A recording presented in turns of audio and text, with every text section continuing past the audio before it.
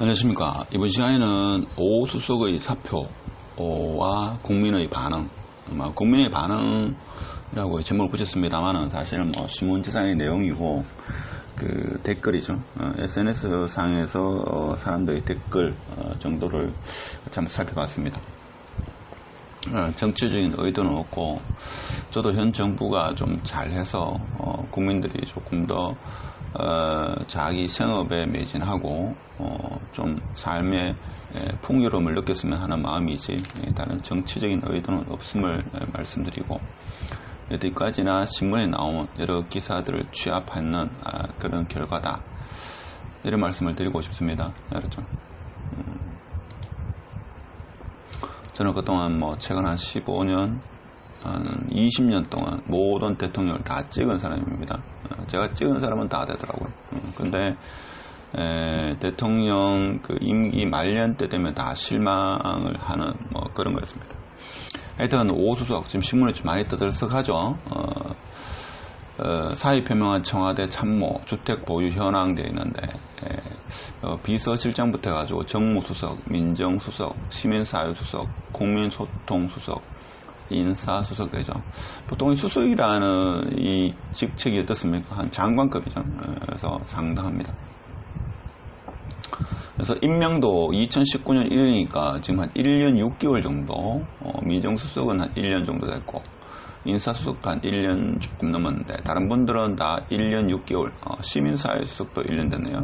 그러니까 세 분은 1년 6개월 됐고, 세 분은 1년 됐다 이거죠. 그래서 지금 오랫동안 직을 수행하고 있다, 이렇게 보시면 되죠. 그래서 지금 세 분이 여기 보면 민정수석이 두채, 그리고 시민사회수석도 어떤 신문에는 이게 두채라고 나와 있죠. 분양권도 내년부터 한 채로 지급되니까. 그래서 여기 은평구의 빌라인가 다주택자 이렇게 된 것 같더라고요. 그 다음에 인사수석도 두채 됩니다. 그렇죠? 근데 지금 현 정부에서는 뭡니까? 두 채가 되면 적폐죠. 적폐입니다. 그렇죠? 집은 한 채만 있어야 되는데 두 채만 있으면 이 적폐입니다. 이 사람들이 적폐냐? 좀 해석이 이상하죠. 그래서 일괄사표 제출은 부동산 정책을 둘러싼 혼선이 결정적 격이다. 즉 부동산 정책의 핵심은 자기 사는 집 한 집 외에는 다 팔아라, 이게 메시지였고 정책의 골자였습니다. 근데 청와대의 어떤 대통령을 제외한 가장 그 국정 운영의 엔진이라 볼 수 있는 이 수석들이 그렇게 하지 않았다 이거죠. 그래서 7월달까지 팔아라, 이런 권고를 줬죠, 비서실장이. 근데도 집값이 팔리지 않으니까 8월달까지 팔아라, 이렇게 했는데 하여튼 시가보다 높게 내놓고 하여튼 지방에 있는 아파트를 팔고 강남에 있는 아파트는 팔지 않았다. 역시 강남이다. 이렇게 해가지고 국민들도 이제 바보가 아니죠. 바보가 아니다. 그래서 이제 혼선이 빚어지니까 이 정책이 도대체 뭐냐. 그래서 국민으로서는 상당히 실망스럽다. 그래서 사표를 낸 이유가 뭡니까? 더 이상 버틸 명분이 없다. 국정이 지금 뭡니까? 국가가 지금 코로나 여러 가지 경제적 어려움으로 인해 가지고 국민들이 힘든데 지금 홍수표에도 상당하죠. 자, 이런데 지금 뜻하지 않게 뭡니까? 정책을 잘 내서 잘 따라야 되는 이런 청와대에 부신 분들이 정책을 따르지 않으니까 국민들은 뭡니까? 상당히 좀 배신감과 허탈감이 상당하다. 자, 그래서 내로남불의 논란으로 부동산의 민심이 지금 역풍이 불고 있다. 그렇죠? 그래서 당에 대한 지지들뿐만 아니라 이 대통령에 대한 지지도까지 상당히 지금 최저치를 기록하고 있다라는 게 언론의 반응입니다. 그렇죠? 아무래도 그 수석들이 사표를 댄 결정적인 이유는 부동산 정책을 둘러싼 책임입니다. 그렇죠? 시끄러웠다. 사실은 이분들보다 뭡니까? 실질적으로 부동산 정책을 위반한 사람들이 더 큰 문제일 수도 있다, 이렇게 이야기하는 사람도 있습니다. 자, 그리고 뭔가 현 정권 지지율 하락에 이 수석들이 기여를 했기 때문에 기폭제 역관을 했다, 이렇게 또 해석하는 분도 있습니다. 그래서 사표를 썼다. 여당의 평소에 여당의 지지를 보내시는 분도 너무 섭섭하게 생각하지 마십시오. 저는 여당 편도 야당 편도 아닙니다. 저는 국민 편이에요. 그 정치인 말은 그 누구도 안 믿습니다. 그 누구도. 저는 왜 믿지 않는가 하면 정치인은 이 국민들을죠. 이 여야 좌파 우파로 분리해가지고 좀 국민들을 다스리기 편하게 하기 위해서 자기들이 갈라놓은 거지, 국민들을 잘 살기 하기 위해서 갈라놓은 게 아니다. 얼마나 정치하기 편합니까? 그렇죠. 그래서 저는 정치인들은 믿지 않는다. 정치인과 국민 이렇게 정해 있다고 봅니다. 자, 여론 반응 한번 보겠습니다. 여론 반응을 보니까 무엇이 중요한디, 이가 지금 수석 사표 내는 게 중요한 게 아니다, 그죠? 국정 동력을 상실하면 내 임덕이 오면 안 된다. 그렇죠. 그래서 무엇이 중요한디 이렇게 해석할 수도 있고, 지금 뭔가 하면 그 수석 자리가 중요하냐, 집이 중요하냐 이거죠. 집이 중요하다, 이렇게 해석될 수도 있습니다. 그렇죠? 좀 이따 제가 설명할 건데, 여러분이 알고 있는 있죠, 명예나 권력을 중요시하는 그런 직업 같은 경우에는 뭔가 하면 경제력이 뒷받침되지 않으면 사실은 그 직을 수행할 수가 없습니다. 제주에 그런 분이 많은데, 좀 이따 그것도 다시 한번 설명하겠습니다. 집값은 계속 오를 것이다라는 메시지다. 이게 무섭죠. 흔히 말하는 똑띠들이죠. 똑똑한 사람들은 이걸 읽을 수 있습니다. 그러죠. 제가 좀 너무 앞서 나갔습니까? 여기 인터넷에 있는 겁니다. 제가 적어놓은 게 아니고, 집값은 계속 오를 것이다라는 메시지다. 그러니까 집은 못 팔겠다. 이렇게 해석할 수도 있겠죠. 집에 가서 뭡니까? 아내분들이 집은 못 팔겠다. 이러면 뭐 할 수 있습니까? 직장을 그만둬야 될 거 아닙니까? 직장에서 집을 팔든지 직장을 그만두든지 해라 하면, 아내 되는 사람이 집은 못 팔겠다 하면 직장을 그만둬야 되는 거 아닙니까? 그거죠? 말이 수석이 이 사람 입장에서 뭡니까? 직장이면 직장 그만뒀다 이거죠? 집은 그만두지 못하겠다. 집은 못 팔겠다 이겁니다. 다주택자를 범죄자로 취급하더니 결국 부동산 정책 실패를 스스로 입증한 기기다. 그렇죠? 아파트 두 주택만 여기 있습니까? 적폐. 그렇죠? 그러면 이 수석 비서실장부터 해가지고 다 독재됐으니까, 그럼 이 사람들 적폐다 하면 지금 적폐들하고 이랬는 거죠. 그렇죠? 대한민국을 적폐로 만든 거다. 그렇게도 해석하는 사람이 있더라고요. 제 해석이 아닙니다. 집을 지키기 위해서 직을 내려놓다. 이게 어떻게 보면 현실적으로 지금 상황을 그냥 하나의 문장으로 설명한 거죠. 집을 지키기 위해서 직을 내려놓다. 집이 중요하다.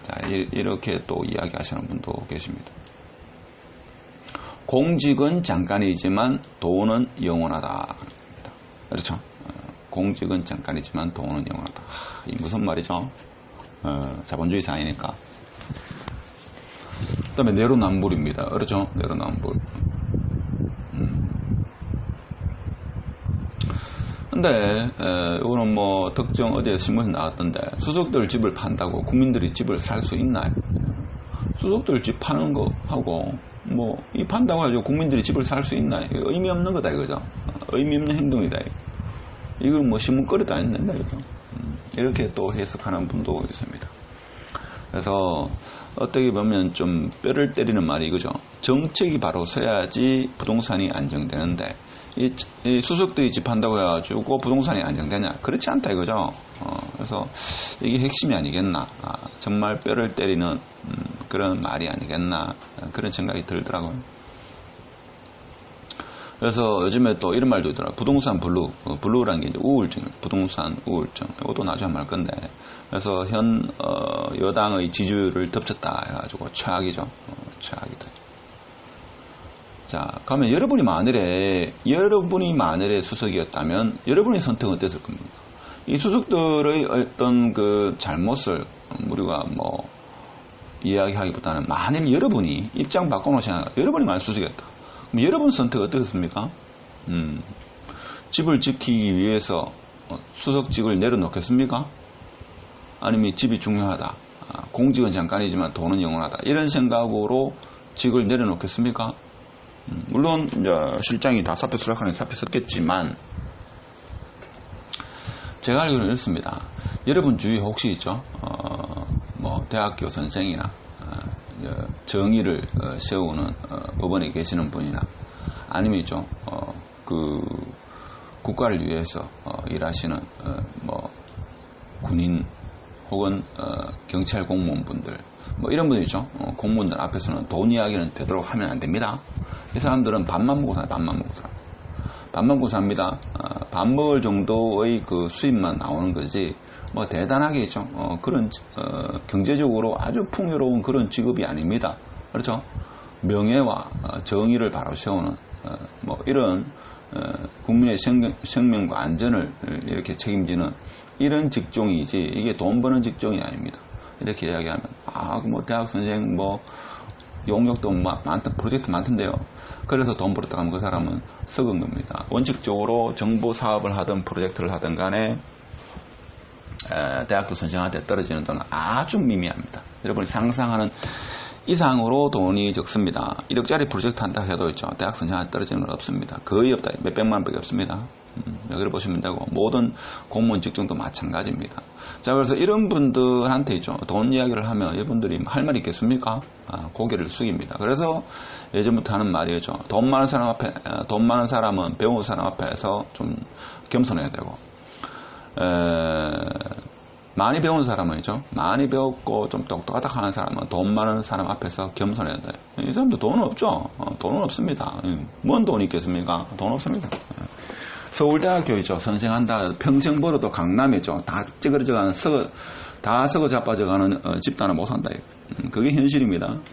그래서 제가 볼 때는 이런 수석분들 같은 경우에도 있죠. 기본적으로 어떻게 보면 아주 검소하고 청렴결백하게 살든지 아니면 집에 돈 걱정이 없어야지 진짜 국가 나라를 위해서 제대로 일을 할 수 있겠죠.